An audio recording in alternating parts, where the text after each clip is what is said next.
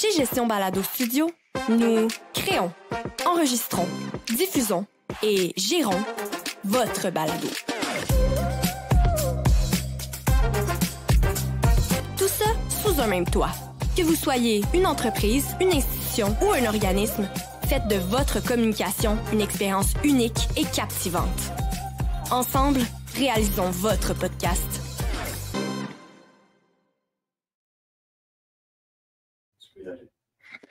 Bonjour tout le monde et bienvenue dans un autre épisode de nos webinaires, de notre série de webinaires sur la thématique de l'entrepreneuriat. Donc, le sommet de l'entrepreneuriat et le sommet aussi du reprenariat, des sujets que nous allons traiter durant les 2 semaines qui se présentent à nous. Donc, aujourd'hui, un autre épisode intéressant avec une personne qui a beaucoup à nous apprendre et à nous partager également. Donc, j'ai le plaisir d'accueillir Alexandre Vézina. Alexandre, qui est un stratège entrepreneurial, et aussi qui est un auteur et un conférencier. Auteur qui a plus d'une dizaine de livres, dont 2 qui sont très prisés, 2 par cap et marqués au fer rouge. Donc, aujourd'hui, avec Alexandre, nous allons discuter de sujets d'actualité parce que dans un monde qui se veut vraiment dans un ordre qui se veut mondial, dans un contexte de développement d'affaires, de transformation. On peut parler de transformation numérique, mais transformation de l'humain aussi à l'intérieur des technologies.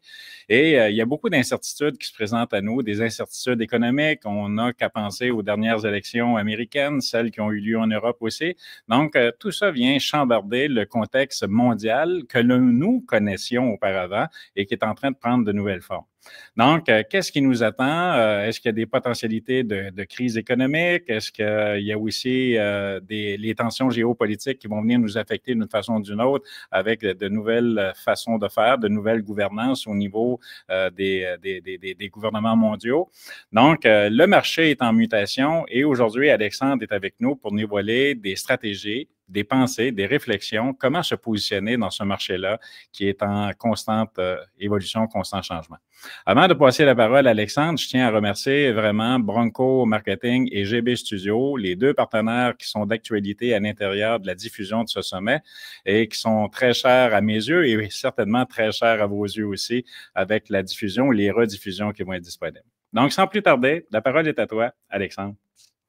Merci François, c'est un plaisir d'être avec vous aujourd'hui pour vous parler d'anticiper et de prospérer en 2025, donc des stratégies pour pouvoir profiter des opportunités, de regarder pour faire croître ses activités aussi, malgré l'incertitude. C'est ça qui est important, parce que l'incertitude, il y en a toujours eu en business, il va toujours en avoir, mais dans les dernières années, on a senti quand même une accélération de certains éléments perturbants, notamment, on ne se le cachera pas, la COVID, la crise sanitaire, l'épidémie qui a affecté beaucoup d'entreprises, mais qui a affecté aussi la façon de faire le business, mais aussi la façon de planifier la suite des choses. Et moi, je vous recommande de vous faire un plan d'agilité. On va y revenir tantôt, mais on est habitué de faire des planifications stratégiques, c'est plus d'actualité. L'idée, c'est de faire plus des réflexions stratégiques, de créer un alignement, une orientation au niveau du développement de l'entreprise, de se créer comme un guideline, donc un corridor d'occasion, un corridor d'opportunité pour venir filtrer qu'est-ce qui est bon pour nous, de qu'est-ce qui ne l'est pas, et de rester agile pour pouvoir saisir les bonnes opportunités au moment opportun. Donc, l'incertitude est là, elle va rester. L'inflation, les élections américaines, comme François vient de le mentionner, la guerre en Ukraine, les tensions géopolitiques un peu partout. Donc, ça crée une couche quand même. Sauf qu'on a tout le temps le choix. Puis comme entrepreneur, comme gestionnaire, souvent, ce que je répète, c'est que c'est dans l'adversité qu'on voit le vrai visage des gens. Donc, c'est pas quand c'est facile. Puis, il y a 3 réflexes naturels que les gens ont habituellement, qui sont des instincts naturels des individus. C'est quoi? C'est paniquer, donc figer, s'immobiliser un peu comme des chevreuils là, sur le bord de l'autoroute durant la nuit avec les phares. Ensuite, il y a fuir, donc paniquer et s'en aller finalement. Et le 3e réflexe qui devrait être le vôtre, c'est fight, donc se battre, c'est se confronter à l'adversité pour pouvoir saisir les opportunités. Donc, c'est Charles Darwin qui disait, la citation exacte, je ne m'en rappelle plus, mais que ce n'est pas nécessairement les espèces les plus fortes ou les plus intelligentes qui survivent, mais celles qui savent s'adapter. Donc, c'est de l'adaptation. Puis l'adaptation, c'est de la résilience. La résilience est super important, puis c'est un réflexe que vous devez avoir, que vous devez accentuer également. La résilience, c'est savoir se retrousser les manches.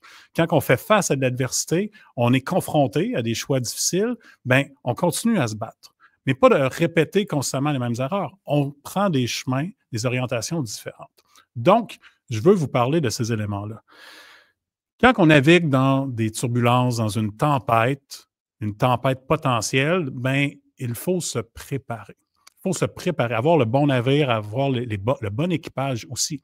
Donc, ça nécessite de faire du ménage également, parce qu'on a tendance à avoir des structures lourdes, de rajouter des produits, des services, des clients, des employés, mais sans remettre nécessairement les choses en question. Donc, quand il y a une crise à l'horizon ou de l'incertitude, bien, c'est justement un bon moment pour prendre un pas de recul, revoir nos acquis, analyser qu'est-ce qu'on fait bien, quelles sont nos faiblesses, nos limites, et de bien se positionner pour pouvoir saisir adéquatement les occasions, saisir les opportunités.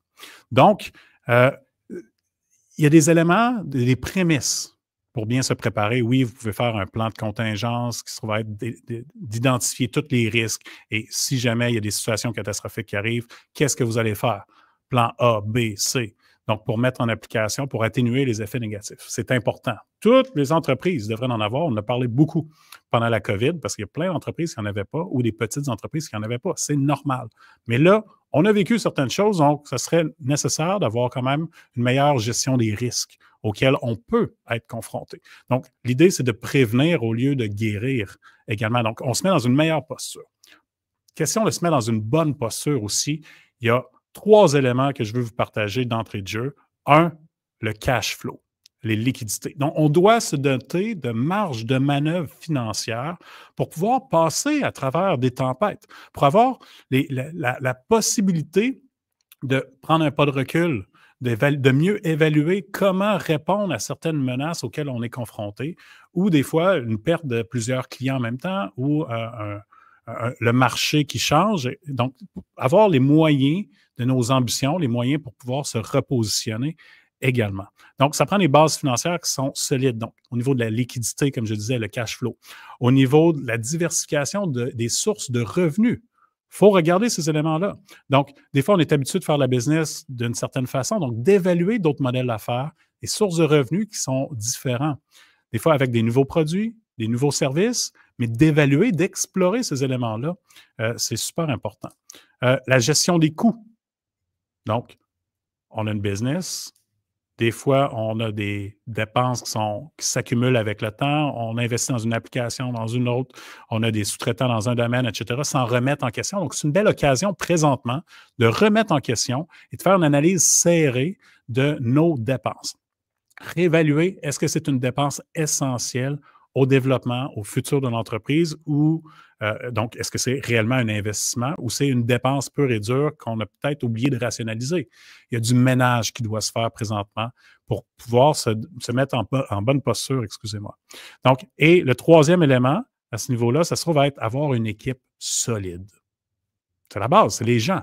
Donc, est-ce qu'on a les talents au sein de notre organisation, au sein de notre entreprise qui va nous permettre de naviguer dans l'incertitude, dans une tempête? Est-ce qu'on a des gens sur qui on peut compter pour poursuivre le développement et penser à un après-crise ou un après-incertitude? Est-ce qu'il va y avoir une crise en 2025, oui ou non? Ça dépend. Il y a des économistes qui disent que oui, il va en avoir une. Il y en a qui vont parler d'un ralentissement. Il y en a d'autres qui vont dire qu'il n'y aura pas de crise, que la croissance est bonne, etc. Ce qu'il faut comprendre, c'est qu'il y a des cycles économiques. Donc, vous, dans votre secteur d'activité, même si mondialement ça va bien ou ça va mal, après ça, il faut le revoir dans notre domaine d'activité, notre secteur d'activité au niveau de notre entreprise. Est-ce qu'il y a un ralentissement ou non? Donc, il faut tenter le pouls. Il faut regarder avec la concurrence, avec le domaine, avec la clientèle, rester agile, rester sensible, rester proche, finalement, des bons indicateurs pour pouvoir suivre vos affaires. En 2024, du moins au Québec, dans certains secteurs d'activité, je pense notamment à marketing, etc., il y a eu un ralentissement au niveau des entreprises qui étaient très spécialisées dans ce domaine-là, pour certains, puis il y en a d'autres qui ont profité d'opportunités. Pourquoi? Parce qu'ils étaient bien positionnés. Même chose au niveau de la pandémie. Rappelez-vous, au début, il y a des gens qui ont attendu comme ça.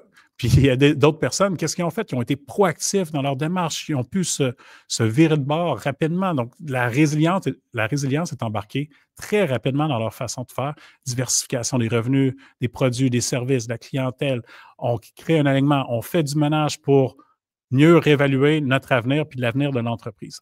Donc, ça fait partie des éléments. Donc, avoir une équipe solide, investir dans les bonnes personnes aussi, c'est super important. Donc, c'est des prémices de base pour bien se positionner pour la suite. La suite, c'est quoi? C'est de saisir les opportunités. Je m'amuse à dire qu'il y a souvent deux types d'individus entrepreneurs. Il y a des gens qui jouent pour ne pas perdre et il y a des gens qui jouent pour gagner. Donc, dans quelle catégorie vous situez-vous? Ceux qui ne veulent pas perdre, ils jouent safe, ils font attention, ils jouent très défensif. Donc, ils ne veulent pas perdre leurs acquis. Mais si on veut jouer pour gagner, on n'a pas le choix de prendre des risques. Mais on va prendre des risques calculés. Donc, j'espère que vous êtes dans la deuxième catégorie, que vous allez foncer, que vous voulez investir dans votre croissance, mais investir stratégiquement. Donc, pas dépenser, investir à la bonne place. Donc, ça suppose que vous savez un peu plus vers où vous en allez. Donc, c'est le moment de faire une bonne réflexion stratégique. C'est quoi mes aspirations? C'est quoi notre vision? Est-ce que notre mission, vision, valeur, est-ce que c'est toujours d'actualité? Est-ce qu'il y a une mise à jour qui est nécessaire? Qu'est-ce qu'on voit? Qu'est-ce qu'on veut avoir comme type de client? Est-ce que nos produits, nos services sont toujours d'actualité? Est-ce que c'est des produits, services d'avenir? On a-tu les bonnes personnes aussi en place? On a-tu les moyens? Donc, il y avait une préparation. Là, c'est est-ce que je suis en bonne posture pour saisir les bonnes opportunités? Apple est un champion dans ce domaine-là. Crise ou non, ils ont comme un peu un radar. Ils savent qu'ils veulent investir dans tel secteur d'activité, dans tel domaine, mais ils restent à l'affût de l'avancée de certaines technologies. Puis quand ils sentent qu'ils peuvent être vraiment les premiers dans un domaine, là, ils vont investir. Mais ils ne sont pas sûrs. Ils ont les liquidités nécessaires. Là, je ne veux pas vous comparer à Apple, on s'entend. Mais l'idée, c'est comment vous pouvez c'est pour ça que je parlais de plan d'agilité. Comment vous pouvez avoir les bons acquis pour rester à l'affût, explorer les opportunités pour pouvoir, après ça, décider d'investir dans celles-ci. Donc, on peut faire la diversification de marché, cibler les nouveaux clients pour saisir les nouvelles opportunités, mais ça nécessite qu'on soit à l'écoute des clients, de nos excellents clients surtout. Donc, questionnaire, sondage, pas juste un sondage de satisfaction, un sondage pour analyser leurs besoins. De quoi ils ont besoin? Qu'est-ce qu'ils sentent? C'est quoi les pivots? C'est quoi leur tendance? Vers où ils s'en vont? Est-ce que vous offrez tout ce qu'ils ont besoin ou non dans votre secteur d'activité? Il y a des opportunités qui peuvent être générées juste en écoutant vos excellents clients. Ensuite, en analysant les prospects, les tendances du marché, en regardant ce qui se fait ailleurs dans le monde. Moi, il y a 3 sites Internet que je vous propose d'aller jeter un petit coup d'œil parce que c'est des tendances, des idées d'affaires qui se font ailleurs dans le monde, mais pas nécessairement encore dans vos pays respectifs au niveau de la francophonie. C'est plate, mais les sites Internet sont tous en anglais, mais vous utilisez nos meilleurs amis, les traducteurs instantanés, puis vous allez trouver la bonne information. Trendwatching.com. Donc, trendwatching.com, un site, je pense, hollandais ou du Pays-Bas, je ne me rappelle plus. Là. Puis, à ce niveau-là, il y a plein de tendances de consommation, des idées d'affaires aussi. Donc, c'est vraiment ce qui se passe présentement un peu partout dans le monde et ils sortent des grandes tendances dans lesquelles vous pouvez vous inscrire et peut-être être proactif, être dans les premiers dans votre marché parce que ce n'est pas tout le monde qui regarde ça, puis surtout les petites entreprises. Deuxième site Internet, ça s'appelle springwise.com, qui se trouve être un site rattaché à de l'innovation. Donc, il y a des versions payantes, mais il y a des versions gratuites aussi, bien sûr, pour pouvoir avoir accès. Tu sais, l'idée, c'est vraiment de vous inspirer, brasser un peu les idées pour explorer les nouveautés. Et le troisième site Internet, qui est le plus grand site Internet d'idées et de tendances au monde, qui est un site canadien, ça s'appelle trendhunter.com, le chasseur de tendances. Il y a plus de 450 000 idées d'affaires. Fait que j'imagine qu'il y en a au moins une dans le tas qui devrait être intéressante pour vous, qui pourrait au moins vous stimuler. Donc, l'idée, c'est vraiment d'explorer, regarder. Il y a peut-être des possibilités j'ai déjà vu des entreprises signer des exclusivités de produits qui viennent ailleurs dans le monde, mais signés pour le territoire, leur région ou leur province, où est-ce qu'ils sont. Donc, ça peut devenir un avantage concurrentiel, un avantage distinctif. Il y a une entreprise dans le domaine de la musique qui avait signé une marque de guitare pour l'Amérique du Nord. Quand la pandémie est arrivée, il était exclusif en Amérique du Nord, puis il y a eu comme plusieurs personnes qui ne savaient pas trop quoi faire de leur argent, qui voulaient investir dans une bonne guitare de 8 à 10 000 $. Fait que ça a bien marché. Même il y a eu les meilleurs mois de sa vie pendant que son magasin était fermé. Donc, mais des fois, c'est des exclusivités, donc des partenariats. C'est de trouver le petit plus, finalement. Donc, ces sites Internet-là peuvent être intéressants pour vous à aller regarder pour explorer certains éléments. Ensuite, une autre chose essentielle pour évaluer les opportunités, c'est faire l'analyse de vos concurrents. Donc, faire une analyse concurrentielle, ça devrait être la base. Vous devriez le faire minimum une fois par année. Pas besoin de faire une grosse analyse qui dure des semaines et des semaines, mais au minimum, qui sont vos concurrents directs? Qu'est-ce qu'ils font de bien? Qu'est-ce qu'ils ciblent? C'est quoi leurs produits, leurs services? C'est quoi leur tarification? Comment qu'ils se positionnent face à vous et vous face à eux? Donc, c'est quoi leur force, leur talent? C'est quoi leurs faiblesses, leurs limites? Parce que chacune des faiblesses et des limites de vos concurrents deviennent des opportunités potentielles pour vous, pour votre entreprise. Donc, il y a peut-être des éléments qui peuvent être intéressants. Il y a des grandes entreprises dans votre secteur d'activité qui ont des faiblesses. C'est souvent elles que vous devez explorer, exploiter pour vous. Donc, ce n'est pas de confronter directement les concurrents directs. L'idée, c'est de se distinguer, de trouver sa niche, de se différencier. Donc, il faut regarder ce que les autres font. Parce que régulièrement, j'entends des entrepreneurs dire « Oui, on est distinctif ou on est unique dans notre façon de faire. » Puis, en faisant une recherche sur Internet, on peut en trouver 5, 6 autres qui vont dire exactement les mêmes choses ou qui ciblent le même marché. Donc, trouvez qu'est-ce qui vous distingue, c'est quoi votre zone de génie, votre zone d'excellence et misez dessus. Ça devient votre core business et votre recette, votre façon de faire. Mais ça, il faut que ça soit clair. Il faut que ça soit distinctif face, finalement, à toutes les autres entreprises de votre domaine, de votre secteur. Dans votre marché, c'est ça qui est important. Donc, l'idée, c'est d'être distinctif dans votre marché. Votre marché, ça peut être dans tel type de clientèle ou géographiquement parlant à tel endroit. Il peut y avoir d'autres concurrents ailleurs, qu'on appelle les comparables, qui ne sont pas en compétition directement avec vous, mais vous pouvez vous inspirer.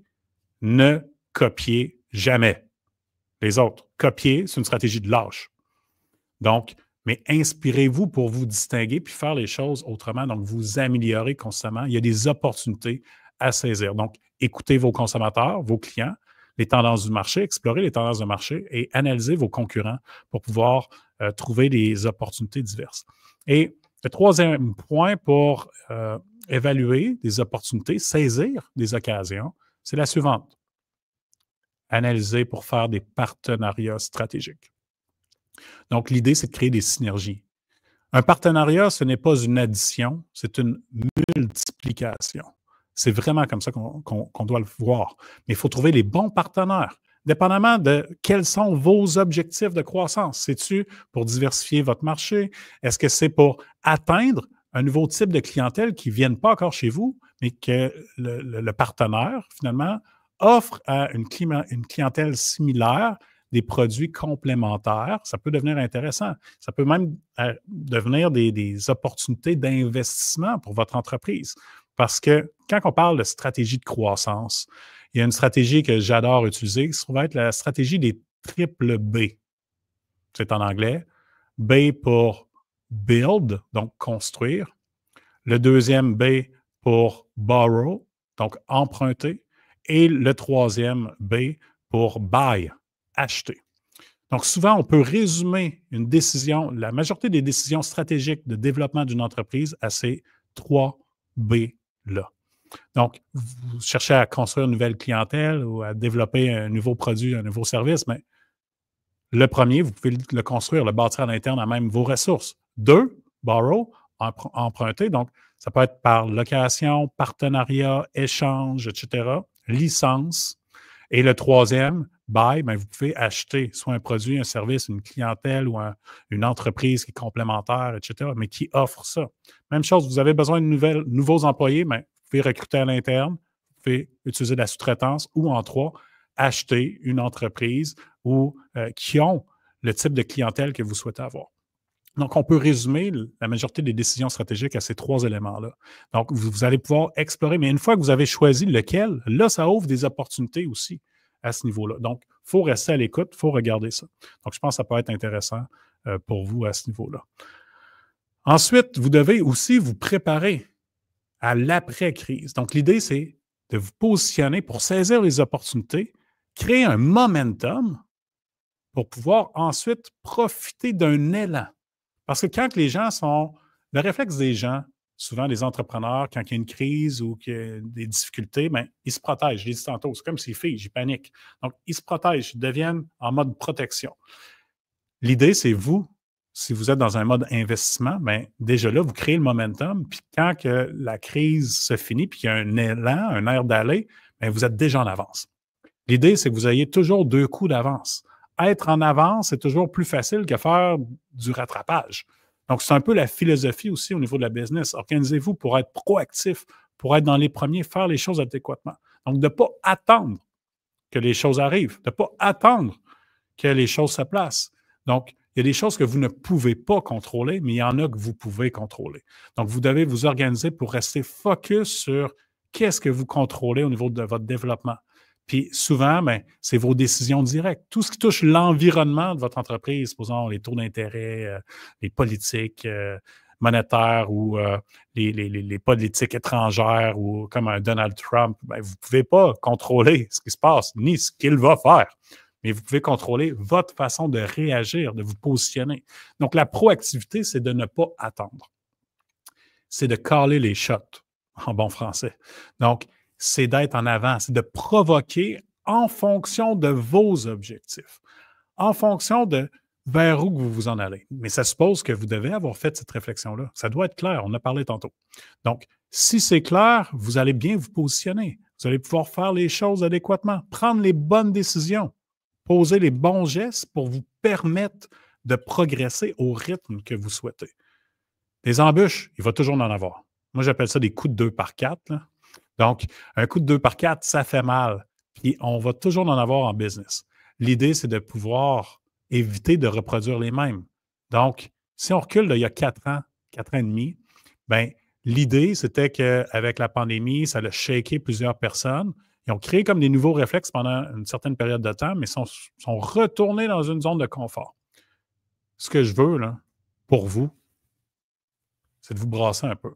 Pour éviter de rester dans un statu quo ou éviter de vous sentir comme une victime de la situation ou de ce qui risque d'arriver dans les prochains temps et de vous-même prendre le contrôle de votre destinée, prendre le contrôle du développement de vos affaires, du développement de votre entreprise. C'est essentiel pour finalement avoir plus de succès au niveau de votre entreprise. Donc, vous devez avoir une approche proactive, comme j'ai mentionné, vous devez avoir une approche agile.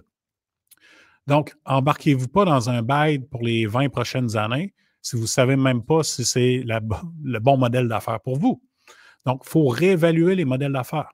Il faut re-questionner, faire une introspection, mais re-questionner ce que vous avez toujours pensé qui serait immuable, qui ne bougerait pas. Le statu quo ou des éléments au niveau de sa business. Donc, il faut re-questionner ces éléments-là pour pouvoir être plus agile. Donc, pas arriver avec une approche avec des gros frais fixes. On va regarder pour une approche avec des frais variables un peu plus, un modèle d'affaires différent. Avant d'engager une nouvelle ressource, 3B, si on l'engage, c'est le premier B.